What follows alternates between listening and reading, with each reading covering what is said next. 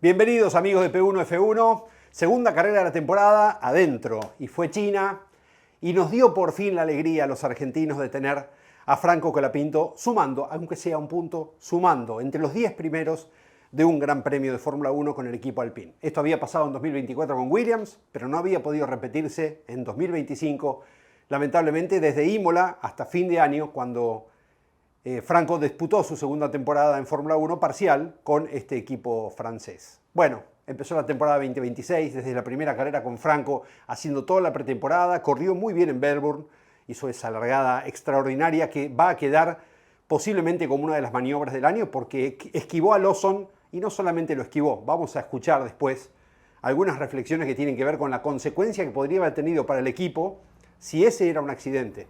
Pero bueno, ya lo vamos a desarrollar un poquito más adelante, junto con Mauro, que estará en la segunda parte de este análisis de Fórmula 1, que les hemos prometido para este año 2026, cada lunes después de cada Gran Premio.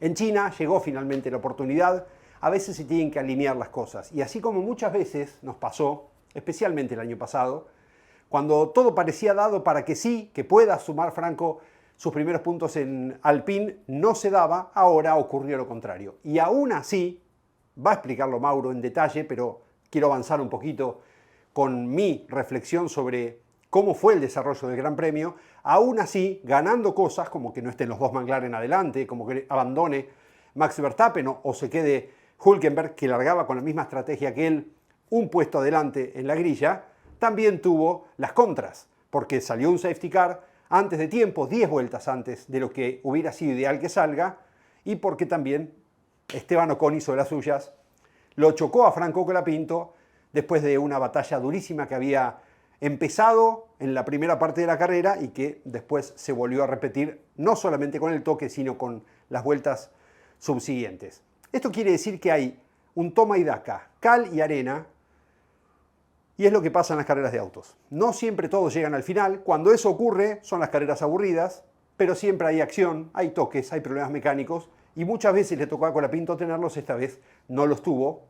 De hecho, el equipo Alpine hizo una parada extraordinaria de 2,5 segundos, que no nos tiene acostumbrados. El año pasado me acuerdo cuántas veces hicimos el cómputo de cuánto tiempo había perdido Franco en una parada de boxes, y se habló tanto de la falta de práctica, de la falta de profesionalismo, de errores de software en las pistolas que habilitan el semáforo que permite al piloto salir de boxes cuando todas las 4 ruedas quedan ajustadas, en fin.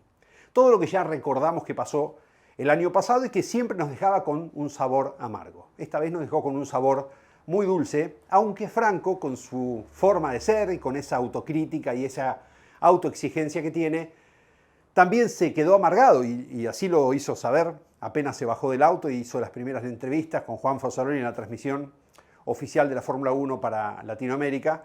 Estaba con bronca y en vez de estar disfrutando estaba como amargado por lo que no había podido. La verdad es que Franco hizo una carrera extraordinaria, mostró una forma de recargar la batería, y acá ya nos metemos en el tema del momento de la Fórmula 1, y también de astucia, mirar los espejos, saber por qué lugar de la pista poner el auto para que Ocon, en última instancia, pero antes para demorar lo más posible a todos los pilotos que lo iban alcanzando. Recuerden que él quedó segundo cuando todos paran en boxes y él por su estrategia no lo hizo. Antonelli también había parado, pero estaba tan adelante que alcanzó a salir adelante suyo y el safety car lamentablemente lo zapila y entonces él quedó con condición de neumático duro, con 10 vueltas de carrera, tanque pesado contra autos más rápidos, porque por algo estaban adelante y son los mejores, es Mercedes, es Ferrari, eran los Red Bull incluso todavía, y lamentablemente no podía aguantarlos. Sin embargo, tuvo la astucia Franco de aguantarlos lo suficiente para que cuando lo superaran fuera en una recta y no lo obligaran a él a levantar y a perder su ritmo. Entonces fue con ellos, y eso también es muy meritorio, porque eso es pura astucia, absoluta astucia de Franco Colapinto. Solamente pensando en dónde recargar. Ustedes miren, si tuvieron la oportunidad de verla on board, lo van a poder apreciar. La cantidad de veces que él miraba los espejos. Él iba todo el tiempo mirando a sus rivales en los espejos porque tenía que poner el auto en un lugar donde pudiera recargar sin dejar un hueco por dentro o por fuera para que lo pasen. De modo tal de llegar a la recta y tener la potencia térmica y la potencia eléctrica al 100%. Hay algo que no dijimos la semana pasada y que me parece que vale la pena también recordárselos o informárselos en el caso de los que no lo tengan claro, que es que la batería de un auto de Fórmula 1 es de 1,1 kWh. Los kWh es como si dijéramos los litros de combustible que permite cargar un tanque en un auto convencional. 1,1 kWh, la batería de un Fórmula 1, es parecida a la de un Toyota Corolla híbrido o un Corolla Cross híbrido, etc. Pero por ejemplo, la Ford Territory híbrida que se vende aquí en Argentina tiene una batería de 1,8. La Bike BJ30 tiene una batería de 1,8. Es decir, el Fórmula 1 tiene una batería muy chiquita. Sin embargo, el motor eléctrico tiene 350 kW de potencia y esa batería tiene que alimentar tan chiquitita como es, porque un Fórmula 1 tiene pocas dimensiones, muy reducidas, necesita ser lo más liviano posible, entonces la batería no puede ser más grande, por lo menos en este momento de la Fórmula 1, que está bajando de peso, no subiendo. Entonces tiene que cargar esa pequeña batería en el lapso de una vuelta para que pueda entregar la potencia total del motor eléctrico. En Australia les dijimos que en China no iba a haber superclipping, sino solamente clipping. Clipping es cuando se empieza a descargar la batería y el auto se queda sin esa energía eléctrica en la mitad de una recta o en las 3/4 o casi en el final de la recta más larga de un circuito. El superclipping, ¿qué era? ¿Se acuerdan? Cuando empieza a perder potencia térmica el motor porque está regenerando para cargar la batería. El superclipping es lo que critican tanto, más que el clipping. Suena raro, pero vamos a empezar a mencionar esto cada vez más para que todos tengamos conciencia y noción de lo que escuchamos cuando vemos una carrera, cuando habla un piloto, cuando habla un ingeniero. En China, por el tipo de curvas que tiene, muchas frenadas, permitía que se recargue tan rápido esa batería tan chiquita de 1,1 kWh que no alcanzaba a descargarse completa y empezar a generar merma de potencia térmica para recargarla durante la recta larga que iba de la curva 14 hasta la horquilla previa a la recta opuesta y entrar a la recta principal. Entonces no hubo una pérdida de velocidad tan elevada, tan grande y tan llamativa como la que sí hubo en el Melbourne. Pero en Japón, la semana que viene, no, la otra, dentro de 2 semanas, vamos a tener otra vez superclipping, porque saliendo de la cuchara, spoon, la curva redondita que está en el fondo del circuito, que entra a la recta larga en bajada y subida que deposita los autos en la 130R, una curva que es prácticamente una recta porque es a fondo, y de ahí a la chicana, posiblemente los autos descarguen la batería y empiecen a perder rendimiento cerca de la 130R para empezar a recargar y que en la frenada de la chicana se termine de completar la batería si en la recta principal tienen toda la potencia. Este ajuste es el que la categoría va a tener que hacer o no, va a tener que evaluar después de Japón. Con las cancelaciones de Arabia Saudita y de Bahrein, lo que tenemos ahora como escenario es 5 semanas sin carrera después de Japón. Por lo tanto, los equipos van a poder hacer un trabajo mucho más exhaustivo de los datos que recopilen, y por ejemplo el McLaren va a tener que ver cómo resuelve lo que pasó en China que les impidió largar el Gran Premio a Norris y a Piastri, y de esa forma mejorar para llegar a Miami de la mejor manera, a la 4ª fecha del campeonato. La Fórmula 1 había dicho que, la FIA, en conjunto con FOM, habían dicho que después de China iban a evaluarlo. Ya decidieron que no van a evaluar nada, funcionó muy bien en China este sistema, y sabiendo que en Japón posiblemente vuelva a funcionar mal, van a tomarse estas 2 semanas y esa carrera de margen para después evaluarlo. ¿Y por qué es esto? Por lo que dijimos el otro día, los cambios, si no están muy asertivos, pueden generar otros problemas. Cuando uno planifica algo durante tantos años y hace simulaciones y estudios durante tantos años, dejarse llevar por un impulso puede generar que se resuelva un problema, pero se generen otros 5, 6, 10, etc. Entonces, con la capacidad tecnológica que tiene la Fórmula 1, que tienen los equipos, que tiene la propia FIA, no tiene mucho sentido hacer cambios abruptos después de un resultado como el de China. Posiblemente, y esto es lo que se está estudiando en este momento, haya un planteo de que no sea 50-50 el reparto de potencia, sino 60-40, 60 térmico, 40 eléctrico. Y esa podría ser una solución de compromiso que permita que los motores actuales, los V6, los que tienen la potencia del motor de combustión, suban un poquito su performance. Recuerden que el año pasado tenían 750 caballos y ahora están en 500, con lo cual hay margen, aunque haya un mapa de motor distinto y un desarrollo distinto, hay margen en un V6 turbo 1.6 de 6 cilindros para subir la potencia y reducir en todo caso el consumo de energía eléctrica del motor, que complementa a esta hibridación, de modo tal de que no haya tanto consumo en las rectas y se pueda compensar. Veremos qué hacen. Repito, Japón posiblemente vuelva a generar otra vez el mal humor que generó la carrera de Melbourne, que tenía igualmente todavía mucho por desandar, porque había una serie de ocultamientos que nadie quería mostrar lo que tenía, pero además porque, esto es natural, los equipos van aprendiendo de sus propios errores. Fíjense cómo cambió el propio Lewis Hamilton, que en Melbourne era muy crítico y ahora dijo que terminó siendo un auto hermoso de manejar. Y acá me voy a meter en un par de temas muy puntuales. Repito, pues Mauro va a analizar la carrera en sí, pero yo lo que quiero decir es, se hace camino al andar y en la competencia y viendo a los rivales se desarrolla mucho más fácil que en pruebas privadas en las que nadie muestra nada o pocos muestran todo lo que tienen. Con lo cual, el cambio de opinión, si bien puede tener que ver con un resultado positivo, Hamilton subió al podio por primera vez con Ferrari, le ganó claramente a Leclerc y estuvo bastante cerca de los Mercedes, podría decirse que está motivado por un buen resultado. Sin embargo, Hamilton habló mucho de los autos, no habló tanto del motor. Hamilton ahora dijo que los autos, al no tener efecto suelo y al tener la aerodinámica activa tanto adelante como atrás, son más divertidos de manejar porque uno no pierde tanto con la turbulencia del auto adelante, puede llegar a la succión, chuparse el de adelante y pasarlo. Entonces, entre la aerodinámica activa, que permite que los autos se acerquen mucho, y el push eléctrico que tiene este reglamento, se generan estas situaciones de muchos sobrepasos en alguna parte de la carrera. Posiblemente después de varias vueltas empiece a estancarse todo, el que estaba muy al borde termine perdiendo y el que tiene el resto termine ganando, que es lo que aparentemente está pasando con Mercedes-Benz. Punto y aparte. Veremos qué pasa en Japón. Ahora, dos temas más. El primero es la vigencia. La vigencia de Hamilton. El año pasado lo retiraban prácticamente a Hamilton, era un desastre su año, muchos especulaban con que se iba a retirar, y el proyecto de Hamilton y Ferrari siempre fue 2026.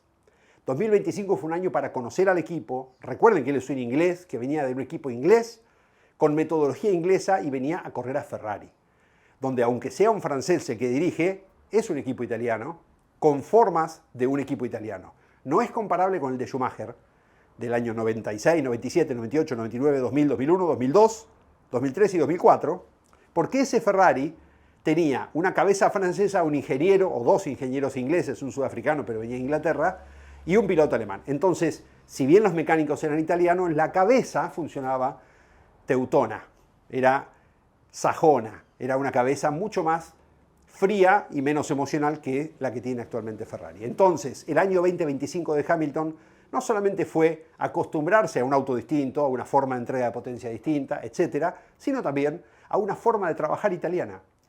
Y ahora está empezando a verse ese resultado. Está muy mancomunado con sus ingenieros, le cambiaron su ingeniero de pista, ya no es más Ricardo Adami, porque él creyó que era necesario un cambio de la persona con la que trabaja en el día a día, en el hora a hora, minuto a minuto de cada fin de semana, y apareció. Y apareció también, y esto es lo que quiero destacar, porque sin efecto suelo, un auto de Fórmula 1 se pone menos perfecto. A ver, sin ir a una comparación que sea criticable, por favor no lo tomen como algo comparable, sino solamente como un ejemplo, es como cuando en el TC se dice que saquemos las cargas aerodinámicas porque va a ser mejor el espectáculo. La Fórmula 1 sin efecto suelo perdió kilos de carga aerodinámica por abajo del piso. Perdió ese efecto de ventosa que lo pegaba al auto al piso. Entonces, para un piloto muy rápido como, vamos a decir cualquiera, pero el directamente relacionado con Hamilton, como Leclerc, podía ser un auto que iba muy rápido y perfecto para todas las curvas, más allá de la puesta a punto. Para Hamilton quizás no era la forma de manejar correcta, y es cierto que un múltiple campeón tiene que manejar bien con cualquier tipo de auto. Pero digamos que este auto de Fórmula 1 actual es un auto que tiene una dificultad mayor. El auto va más suelto, no está chupado al piso, está apoyado por las alas, que encima se mueven, por lo tanto va un poquito más en el aire. Eso pareciera que le hace sentir mejor a Hamilton. Lo último que quiero decir, y después ya viene Mauro con su análisis del Gran Premio de China, es qué maravilla volver a sentir emoción. No solamente por Colapinto, que por supuesto nos tuvo parados en la esquinita del sillón, en la puntita del sillón, desde las 4 hasta las 6 de la mañana, porque nos hizo sufrir, pero de alegría, porque verlo segundo era un regalo, y porque era un segundo lugar real, porque estaba por estrategia ahí. No es que ocurrió algo misterioso y apareció segundo. Estaba bien y de hecho después los aguantó. Pero más allá de eso, la Fórmula 1 volvió a emocionarse con Kimi Antonelli, 19 años y pico, que no aguantó las lágrimas y cuando le preguntaron qué sentía por haber ganado su primera carrera de Fórmula 1, David Coulthard se lo preguntó en el previo al podio, lloró, se largó a llorar, no pudo contener las lágrimas. Esa humanidad de la Fórmula 1 es hermoso sentirla de nuevo. Hacía mucho tiempo que no pasaba. Estábamos acostumbrados más a hombres duros, fuertes, a Verstappen, Hamilton, antes a Vettel y su famoso número 1 que tanta arrogancia transmitía. Después se convirtió en un hombre bueno cuando se retiró o cuando dejó de andar con Ferrari, pero con Red Bull era realmente un pilotazo, pero con un grado de pedantería bastante importante. Después, repito, se convirtió y es un señor con todas las letras en este momento, en todos los aspectos, ya no es piloto. Pero estábamos como acostumbrados a ese tipo de piloto de Fórmula 1, al duro, al áspero. De hecho, cuando Leclerc se autocriticaba tanto, decíamos, qué blando, ¿cómo va a decir eso de sí mismo? Y ahora tuvimos a un chico de 19 años que se largó a llorar porque no podía creer que ganó. Después la imagen de Antonelli, Bono, Peter Bonington, el ingeniero de él y que había sido el ingeniero de Hamilton, y el propio Hamilton en el podio, también nos reencontró con la humanidad. Porque Hamilton se siente muy cercano al equipo Mercedes, él se fue a Ferrari por motivaciones personales, deportivas y posiblemente económicas también, aunque no las necesite, pero estaba ahí y se sentía parte de ese equipo. Y Peter Bonington también. De hecho, Russell se corre y les deja que se saquen la foto ellos tres solos, como diciendo, yo no tengo que ver, esta es una relación de ustedes tres. Y realmente mostró una humanidad hermosa de la Fórmula 1, un perfil lindo de la Fórmula 1. Veremos qué pasa en Japón. Va a ser un año que probablemente esté dominado por Mercedes. Ferrari está muy rápido, sigue largando muy bien porque hizo un desarrollo de motor turbo para poder tener ese reprise en la largada que es superior a todos. Nadie pensó en eso, Ferrari sí lo hizo.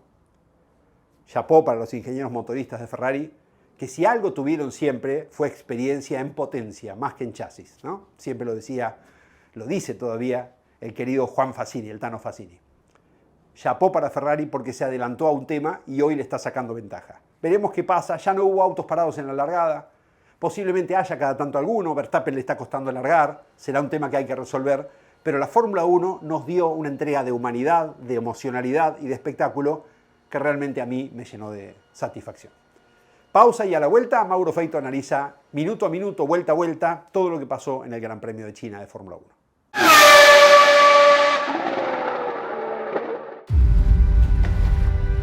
¿Dónde se estudia cortar el agua?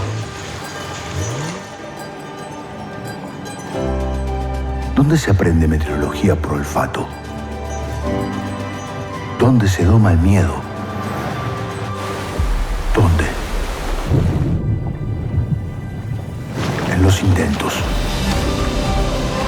La experiencia nos hace más fuertes.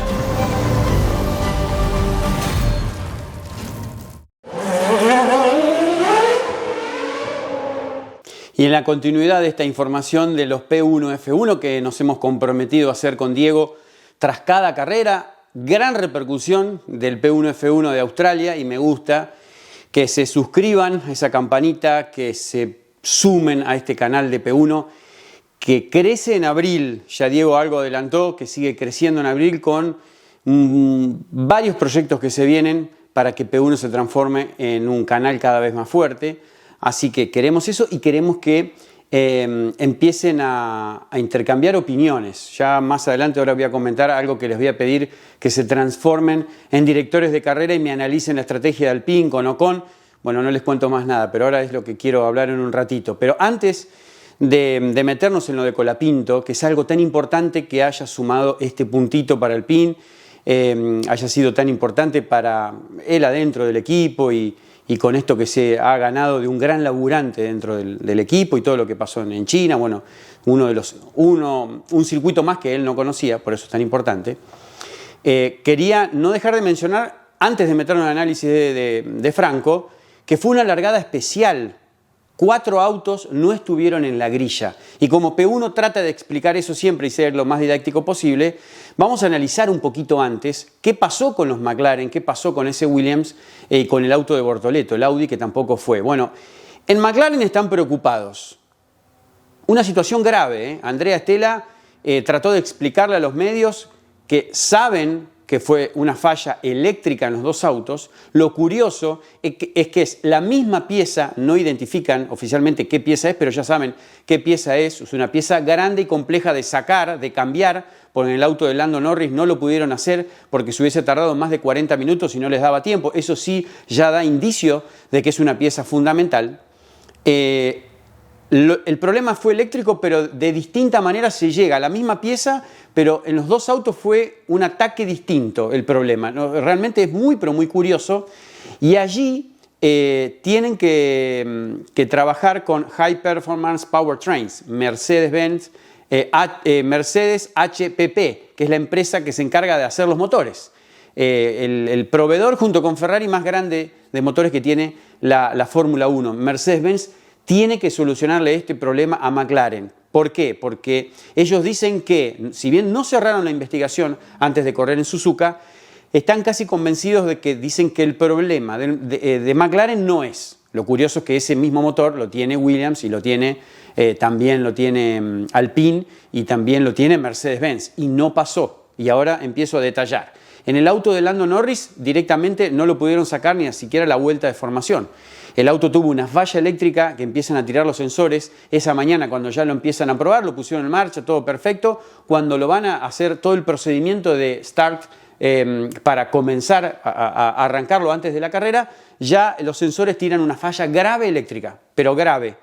Identifican el problema, pero no saben por dónde viene el problema, qué periférico afecta a esta parte de la unidad de potencia que es grande, que afecta a la parte eléctrica. No lo pudieron reparar.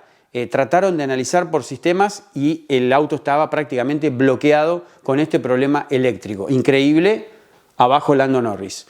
Piastri sale a pista, pero cuando sale a pista buscando la grilla, ahí empiezan a aparecer también otros problemas. Identifican más fácil el problema, tratan de cambiar todo el sistema porque ahí sí fue un problema más fácil de identificar con la misma pieza, pero otro error diferente, es lo que explican, que es otro error de otra manera. Hicieron lo que pudieron, pero como lo vieron en tele, no lo pudieron llevar a la grilla, hicieron de todo, cambiaron, resetearon el sistema, reinstalaron software de una manera muy pero muy rápida, no lo pudieron poner en marcha y los dos McLaren abajo. Es algo muy pero muy grave, un equipo que está peleando el campeonato, que va a pelear el campeonato. Lando se queda por primera vez abajo de un gran premio sin poder largar. Es la primera vez que le pasa al piloto británico. A Piastri por segunda vez y de manera consecutiva. La primera culpa de él, lo que pasó en Melbourne, que se pegó en la vuelta de formación de la grilla.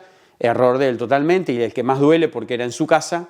Y acá se queda por un tema técnico. Increíble. Albon, otro Mercedes-Benz, otro motor Mercedes-Benz, pero aquí no hubo problema eléctrico de la unidad de potencia. Fue un problema hidráulico. Cuando también lo mandan a la grilla, Albon detecta algo, empiezan los sensores a mandar una falla y esta complejidad del sistema nuevo de la Fórmula 1 hace que el auto ya vaya a grilla y no lo pueden reparar. Un problema hidráulico grave del auto que no lo pueden reparar y lo deja en box sin poder ir a la grilla. Y lo mismo pasa con Bortoleto. También un problema eléctrico, al igual que los McLaren. Aquí en una parte muy fuerte porque termina como que se bloqueó y se apagó el sistema eléctrico de ese Audi, se apagó. De vuelta, reinsertaron software nuevo, reinstalaron, apagaron, reiniciaron, todo.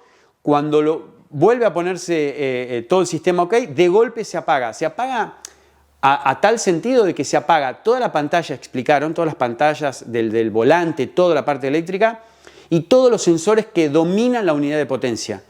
Había una manera de hacerlo manual y tratar de llevar el auto a la grilla y que ese auto pero estaba en una manera muy peligrosa de que ese auto pudiera ser impactado si es que no funcionaba la otra manera. Por eso Audi decide dejarlo abajo al auto y a Bortoleto. Por eso no largan 4 autos una grilla de partida.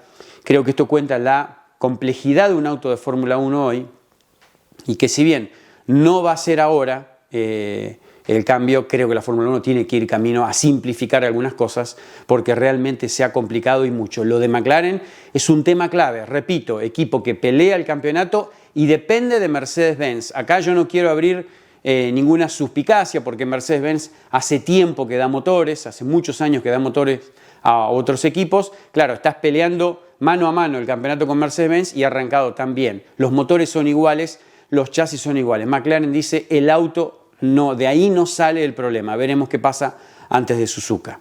Nos vamos a meter en el Gran Premio de China a analizar unos 10 puntos de un Franco Colapinto que brilló, y es algo destacable porque a fuerza de garra, de fortaleza, si va ganando cada vez más la confianza dentro de los ingenieros, mecánicos, se ha ganado el mote de un gran laburante del setup, de trabajar fuertemente para el equipo, y eso es muy bueno dentro de ese submundo que a veces uno le cuesta llegar como periodista. Un tipo que tiene un gran bagaje técnico y una gran descarga de material del feeling del auto para trabajar con los ingenieros. Hay que aclarar algo, Franco no conoce la primera parte de este campeonato en cuanto a pistas. Nunca corrió ni en Suzuka, que se viene, no corrió en Melbourne, tampoco había corrido en China. Y eso es importante, su sinceridad cuando se baja del auto. Estoy perdido en el circuito de China tras aquel entrenamiento y la clasificación para el sprint. Creo que es algo valorable y que refleja lo que mejoró en este Gran Premio durante el fin de semana, en el cual se podría haber metido tal vez en el octavo o séptimo puesto, pelear por ahí. Pero bueno, ya saben ustedes un poco lo que pasó. He dividido en 10 puntitos lo que ha hecho Franco. Punto 1, la largada. Muy buena largada otra vez de Franco Colapinto. Ya lo había hecho en Australia, más allá de sus reflejos para esquivarlo a Lawson. Otra vez el Alpine está partiendo bien. No tiene esto de las Ferraris que son un cohete para lanzarse. Un poco ya lo explica Diego en su parte en este P1 F1 y este turbo de la Ferrari, que incluso hasta les da una posibilidad de ir un cambio más alto en las curvas lentas cuando tienen que buscar revoluciones los otros autos. Ferrari, al tener eso, bueno, puede ir un cambio más arriba y cargar más, y eso se traduce en menos, que los neumáticos traseros patinen menos y pueden cargar el turbo para buscar esa potencia. La verdad, estamos ante una Ferrari muy buena, un gran diseño de Ferrari, que si no hubiese tenido enfrente el gran Mercedes-Benz que aceleran Russell y Antonelli, hoy Ferrari estaría dominando el campeonato de Fórmula 1, pero bueno, es impresionante cómo salen. Pero los Alpine salen bien porque ya lo hizo Gasly, porque ya lo hizo Colapinto una vez más, y es un punto de los que quería destacar. Segundo punto, bueno, ¿cómo se defendió? Primero Colapinto, y no voy a hablar de Ocon porque ahí sí le tiró todos los manuales, y había un cruce con Matías Rossi muy pero muy piola, que había aprendido muchas cosas de Matías Rossi, y eso pasó en las redes sociales, y ahí te das cuenta cómo Franco sigue conectado con muchas cosas del automovilismo argentino, y bueno, él estuvo y está muy cerca de algunos pilotos, y me gustó marcar ese cruce. Primero arrancó con una defensa con Lindblad y con Lawson, que los cubrió realmente muy pero muy bien, y eso habla de que sabe bien dónde cargar la batería sin que lo dañe un auto de atrás, que lo pueda llegar a superar, y cuando lo empiezan a esa posición empieza a estar en riesgo, indudablemente ahí tiene toda la potencia. Es impresionante cómo Colapinto ha comenzado a descifrar cómo utilizar y maximizar un sistema tan complejo de las baterías y la recarga y dónde tener más HP para empezar a defenderse. Primero lo hizo con los Racing Bulls. Punto 3. Bien al esquivar un accidente que podría haber sido más grave porque él justo estaba atrás. Hadjar, cuando lo supera a Birman en esa pelea ahí frenética en el arranque de la carrera, atrás del primer pelotón, Gasly estaba ya metido al menos atrás, pero en ese pelotón, Hadjar entra en trompo, Birman lo esquiva por afuera, Colapinto levanta un poco, y ahí es cuando vienen los ataques con los Racing Bulls, y ahí él pierde un poco el tren con Gasly, pero bueno, bien rápido para esquivar eso que podría haber sido una carambola y no pasó. Birman, la verdad que realmente impresionante cómo se recuperó, Hadjar lo mandan a boxes, pero bien ahí Colapinto, y Colapinto se metía sexto. Punto 4, gran ritmo en el sexto puesto, gran ritmo, iba reduciendo o manteniendo la diferencia con Gasly y comiéndole algunas décimas. ¿Y por qué digo esto que es importante? Porque Franco, de los 6 autos que estaban adelante, era el único que tenía gomas duras, al igual que Ocon. Digo esto porque es clave de lo que se va a venir.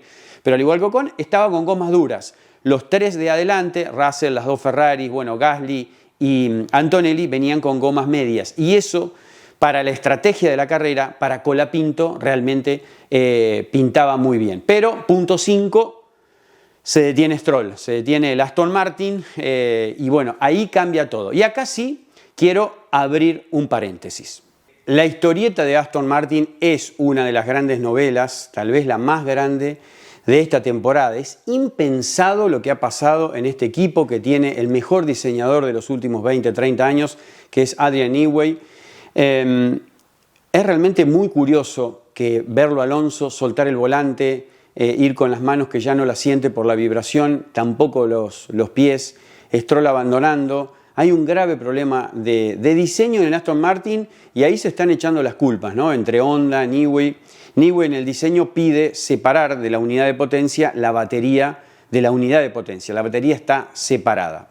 Entonces hay una culpabilidad sobre la posible vibración venga del chasis. Ahora, Ikuo Takeishi, que es el director de HRC de Honda en la parte de Fórmula 1, admite que en el diseño del motor, Honda llegó no con los mejores ingenieros o los que tenía hace unos años a diseñar este motor. Eso lo plantearon algunos de los técnicos e incluso Alonso deslizó ese tema que es fundamental. Pero llegan con este motor y en las primeras simulaciones del motor, ahí habían percibido algunas vibraciones, pero muy pequeñas, y reconoció en el Gran Premio de China, Ikuo Takeishi, el número 1 de Honda a nivel Fórmula 1, que si bien las captaron, no les prestaron mucha atención porque eran mínimas y eran factibles de ser algo normal en el desarrollo o normal de un motor de Fórmula 1.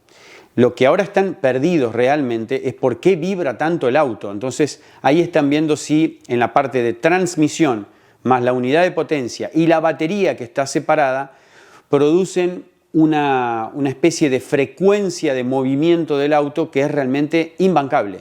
Hay tanta vibración que no solo complica a los pilotos, complica el andar del auto, se va desarmando el auto, para decirlo entre comillas, pero esas vibraciones afectan y mucho, y termina rompiéndose la batería, que es lo que le pasó a los Aston Martin tanto tiempo, e incluso estaban contentos de que Alonso había podido hacer durante todo el fin de semana unas 33 vueltas seguidas, mucho más que lo que pasó en Australia. Es que Aston Martin tiene solamente, como equipo, tiene solamente los motores Honda, lo tiene como exclusivo, pero ellos pudieron hacer solamente 2.100 kilómetros de prueba en todos los test de pretemporada oficiales de la FIA. 2100, 2130. Imagínense que un Alpine, que un Williams, que un Mercedes-Benz, que un Ferrari llegaron a hacer 5.500 kilómetros. Estamos hablando que menos de la mitad de los equipos principales de la Fórmula 1. No llegaron ni a 2.500, 2.600 kilómetros, que sería la mitad que un equipo top hoy por hoy de la Fórmula 1. Es una locura lo que ha pasado, se siguen rompiendo los autos y trabajan a contrarreloj en Japón para que en Suzuka al menos el auto sea más confiable y pueda terminar la carrera, que hoy lo que están tratando es terminar una carrera para un problema que parece no tener solución en esta temporada, y ahí empieza a jugar la posible ruptura del contrato con Honda. Posiblemente, en el caso de ser así, hay como reglas dentro de la Fórmula 1, debería ser Audi el proveedor del motor, pero bueno, realmente está muy densa la situación y veremos qué pasa. Repito, Aston Martin, uno de los equipos con Lawrence Stroll, el papá de Lance Stroll, que es ultramillonario, tiene un gran presupuesto, prácticamente libre, y llevárselo a Newey, si bien están acotados los presupuestos, pero llevárselo a Newey, diseñar con tanto tiempo el auto, lo recuerdan cómo miraba, tomaba detalles, es la gran decepción de la temporada por ahora. Todo puede cambiar, va a haber un gran receso por estas dos carreras suspendidas, pero por ahora es la novela, el auto que vibra y vibra y vibra cada vez que sale a pista. Quería hacer esta aclaración porque es un detalle clave de esta gran novela de la Fórmula 1 para el quiebre de la carrera. Se detiene el Aston Martin de Stroll, safety car, pero no virtual safety car, que le podría haber jugado a favor a Colapinto, sino que un safety car. Entonces todos vuelven a tomar esa distancia detrás de él. ¿Por qué? Porque Colapinto lo iban a dejar, lógicamente, en la pista porque tenía caucho duro. No logra superar a Antonelli porque Antonelli estaba cortado delante, entra, se tardan entre 17 y 18 segundos en el circuito de China en entrar y salir, es corta la entrada a boxes, sumado a todo, ¿no? Desde que ingresan hasta que empieza el límite el cambio de neumáticos, si el cambio es normal, y salen. Por eso Antonelli no pierde la primera posición, sí Franco queda en el segundo lugar. Y es algo histórico para Argentina, porque no teníamos un piloto en el segundo puesto desde el Gran Premio de Sudáfrica de 1982 con el Ole Reutemann. Fíjense lo que significaba para Argentina, para un piloto argentino. Gastón Mazacán en aquel Gran Premio de Estados Unidos, lluvioso, que también salió el safety car y muy complejo. Recuerdan que Häkkinen fue por gomas y todavía estaba el piso mojado y peleó con Mazacán en Minardi. Gastón llegó a estar tercero, pero por una cuestión climática, lógicamente, pero llegó a estar tercero con ese Minardi, pero no segundo como sí como el Lole en aquel 82 en Sudáfrica y como Colapinto en China. La última victoria de un argentino, recuerden, es aquel Gran Premio de Bélgica de mayo de 1981 en Zolder por el Ole Reutemann, así que todavía sigue siendo nuestro último argentino ganador, aquel argentino que pasó por P1, este especial hace muy poquito tiempo, hablando de la temporada 81. Colapinto queda segundo en pista. Caucho duro, se viene el reinicio, esto fue en la vuelta 10, en la vuelta 13 ya se viene el reinicio y ahí es el punto 7 que quiero marcar. Antonelli se escapa, pero Colapinto una vez más empieza ahí sí a tirar todo el manual de defensa. Es espectacular lo que hace, aguantándolo a Ocon, aguantándolo después a Hamilton, lo aguantó 3 vueltas a Hamilton que ya lo había pasado Ocon. Es excelente lo que hizo Franco, se lució. Todo perfecto, sin ninguna bloqueada, utilizando al máximo cada centímetro que le da el Alpine, hoy inferior a la Ferrari y ni hablar al Mercedes-Benz, pero fue realmente muy bueno. Los pudo aguantar y eso era muy importante para sostenerlo con Gasly atrás, porque ahí se viene algo muy importante. El punto 8 que yo quiero marcar es que hasta la vuelta 15-16 lo supera ese tren rápido, Russell, Leclerc y Hamilton, y ahí bueno, quedan con Ocon en la pelea, Gasly, Verstappen estaba en su momento ahí, Birman, hay un trencito largo en ese momento de la carrera con Colapinto dominando ese tren. Después Verstappen y Birman se van, Birman muy rápido, a pesar de ese despiste con Hadjar, al inicio la verdad que Birman no solo tiene un gran futuro, sino que tiene, me parece, por delante un gran año, superior a Ocon, lo superan Verstappen y Colapinto se queda ahí en la pelea con Ocon, lo retiene Ocon y eso es clave para lo que va a pasar con Gasly, y a eso lo quería marcar, porque ahí se empieza a solidificar el 6º puesto de Gasly al final de la carrera,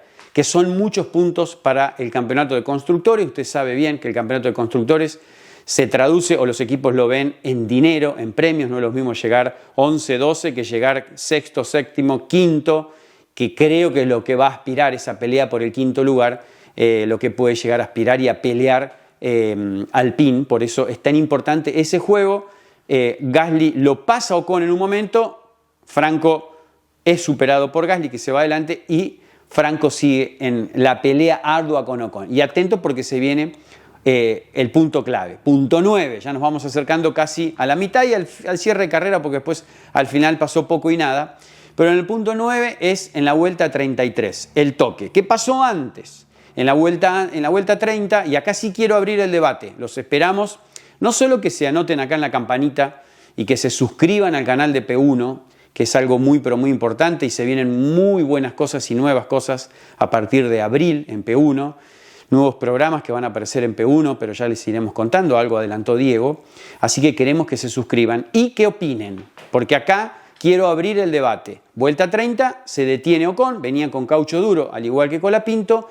El Haas hace una mala parada, no se mostró muy bien por tele porque pasó, pero perdió mucho tiempo. Entonces, ahí Alpine, que venía con un buen funcionamiento en la vuelta 32, creo que Franco hace el mejor tiempo con el caucho duro porque le dicen acelera porque Ocon te quiere hacer un undercut. Como ven que Ocon perdió mucho en los boxes, le dicen a Franco que se mantenga en pista 2 vueltas más. Y acá abro el debate, porque si se quedaba como se quedó, iba al riesgo de que pasara lo que pasó, del toque. Y si hubiese parado enseguida una vuelta siguiente a lo que pasó Ocon, no iba a tener el riesgo del toque que después pasó, porque iba a salir mucho más adelante. Pero iba a estar con 2 vueltas más con ese caucho medio que ya se había demostrado que el Alpine sufría. Y sufrió sobre el final de la carrera, especialmente con el tren delantero, Franco. Entonces, vestite de director deportivo los fanáticos de P1. Estuvo bien Alpine en aguantarlo 2 vueltas más a Franco y salir arriesgando a lo que pasó, el toque de Ocon, o estuvo mal por lo que pasó, o estuvo bien en aguantarlo, prefiriendo aguantar el caucho. Bueno, ¿estuvo bien o estuvo mal? Eso me gustaría que pasara, que nos contaran. Bueno, vuelta 33, grave error de Ocon. Sale Franco, dobla, la primera curva de China tiene un radio muy extenso, muy extenso, y se empieza a cerrar de golpe para ir a la curva a la izquierda, que es una de las 2 curvas más lentas que tiene la pista. Franco va todo por dentro y es lógico que el auto, lógicamente por una cuestión inercial, se va a intentar abrir y después llegar bien, no pasado, sin bloqueada, perfecto, lo que estaba haciendo Colapinto. Claro, Ocon interpreta que va a dejar el hueco para ir por dentro ahí y quedaba por fuera. Imposible pasarlo, pero además que no estaba a la par, le pega totalmente en el tren trasero. Golpe fuerte, se dan vuelta los autos, Franco tiene la fortuna que el auto quede no solo en marcha, sino que quede, digamos, en el tren para seguir a la pista, digamos, con ese envión, y bueno, sigue Franco. Ocon pierde un poco más. Y ahí los autos se rompen. Franco sintió algo de pérdida aerodinámica, no sabemos cuánto se rompió el piso, pero algo se rompió. Tal vez no fue tan grave esa pérdida como si hubiese pasado en la temporada del 24 o del 25, donde los autos tenían efecto suelo. Y el piso de un auto era uno de los grandes responsables de la carga aerodinámica al tener efecto suelo de un auto de Fórmula 1. Por eso recuerdan que Franco ha tenido algunos incidentes en carrera con el Williams y con el Alpine la temporada del año pasado, y también ha agarrado, recuerdo, no me acuerdo bien en qué clasificación, creo que fue en una carrera de Medio Oriente, que agarró el piano por fuera, perdió algo del piso y el auto perdió totalmente carga. Creo que fue con el Williams. Y ese piso no se pudo reparar nunca más y el auto pierde muchos kilos. Este año se ha sacado todo ese túnel que tenía abajo los autos para generar esa carga desde abajo, y los autos tienen casi un 30-35% menos de carga aerodinámica. Bueno, gran responsabilidad es porque no tienen todos esos aditamentos aerodinámicos, por eso las roturas, suponemos y supongo, las roturas que salieron y se fueron visibles en el golpe, tal vez no hayan afectado demasiado. Afectaron porque lo dijo Franco, que sentía diferente el auto, pero bueno, al menos pudo seguir. Punto 10, final. Queda 12 Colapinto atrás de Hadjar, que estaba a 25 segundos, estaba a 18 segundos de Sainz, y a 9 segundos de Lindblad. Verstappen estaba adelante de Hadjar. Quiero decir esto porque si bien Lindblad va a boxes, Verstappen se detiene porque abandona el auto, Lindblad va por neumáticos, Verstappen abandona y gana esos puestos y queda décimo. Cuando sucede el choque con Ocon, Franco estaba a 18 segundos de Carlos Sainz, a 18 segundos. Termina a solo décimas de pelearle ese lugar. Ese tren de neumáticos medios le jugó ya la última pasada y ya no estaba para más, y le jugó una mala pasada y no pudo recortar esos segundos porque él quería pelear un 9º lugar. ¿Para qué estaba Franco? Y estaba para llegar séptimo atrás de Gasly tranquilamente o pelear con Hadjar ese lugar. Yo creo que ha sido una carrera sumamente muy importante para el argentino. Suma un punto, se mete de otra manera en Alpine, llega con otro ánimo a Suzuka, se sacó esa mochila de sumar el primer punto para Alpine. Repito, es algo tan pero tan importante ese campeonato de constructores y empezar a ayudar a Gasly, que es el que le ha dado la mayoría de los puntos desde que Colapinto está en Alpine, hace que Franco encare los grandes premios de este año de otra manera. Por eso es algo que queríamos marcar. Recuerden, estaba a 18 segundos de Sainz cuando fue el toque y llegó a apenas décimas peleando ese 9º lugar. Así que bueno, espero que haya gustado todo este análisis del P1 F1. Estamos muy entusiasmados, nos siguió mucha gente luego del Gran Premio de Australia. Recuerden, opinen, ¿estuvo bien Alpine en aguantarlo 2 vueltas más, llamarlo, pero después tuvo el toque, o estuvo mal porque podía pasar lo que pasó? Transformate en director deportivo y analizá la estrategia de Alpine en este roce que tuvo con Ocon. Gracias por estar ahí.